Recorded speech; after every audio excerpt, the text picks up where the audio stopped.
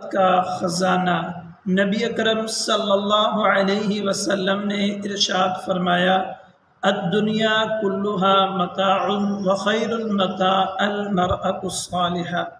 ارشاد فرمایا دنیا سارے کی ساری ساز و سامان ہے، نفع حاصل کرنے کی چیز ہے، لطف اندوز ہونے کی چیز ہے،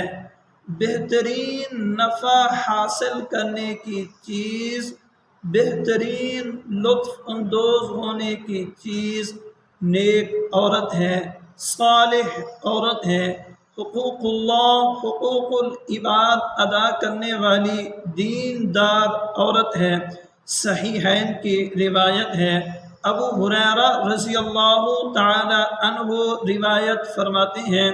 نبی اکرم صلی اللہ علیہ وسلم نے ارشاد فرمایا، عورت سے نکاح کیا جاتا ہے 4 خوبیوں کی وجہ سے، 4 چیزیں دیکھتے ہوئے اس سے نکاح کیا جاتا ہے۔ لمالہا، ارشاد فرمایا عورت سے نکاح کیا جاتا ہے اس کے مال و دولت پراپرٹی دیکھتے ہوئے اس سے نکاح کیا جاتا ہے۔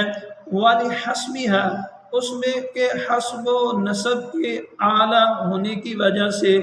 ولجمالہا،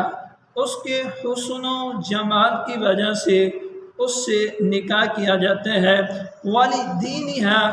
اس کے دیندار ہونے کی وجہ سے، اس کے نیکوکار ہونے کی وجہ سے، اس کے حقوق اللہ، حقوق العباد ادا کرنے والی ہونے کی وجہ سے اس سے نکاح کیا جاتا ہے۔ آپ نے آخر میں ارشاد فرمایا، فاظفر بذات الدین، تو کامیاب ہو جا، تو پسند کر لے اپنے لیے دین کو، یعنی دین کو اگر تو پسند کرے گا اللہ تعالیٰ تجھے دنیا آخرت کی خوشیاں عطا فرمائیں گے، دنیا آخرت کی رسوائیوں سے، پریشانیوں سے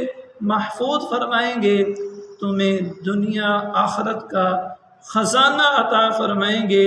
نیک صالح اولاد کی صورت میں،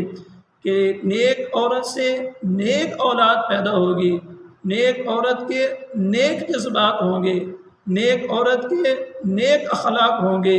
نیک عورت پاک دامن ہوگی، نیک عورت خدمت گزار ہوگی، نیک عورت محبت کرنے والی ہوگی، نیک عورت سے پیدا ہونے والی اولاد بھی نیک ہوگی، جو آپ کے لیے دنیا آخرت کا خزانہ بنے گی، جو آپ کے لیے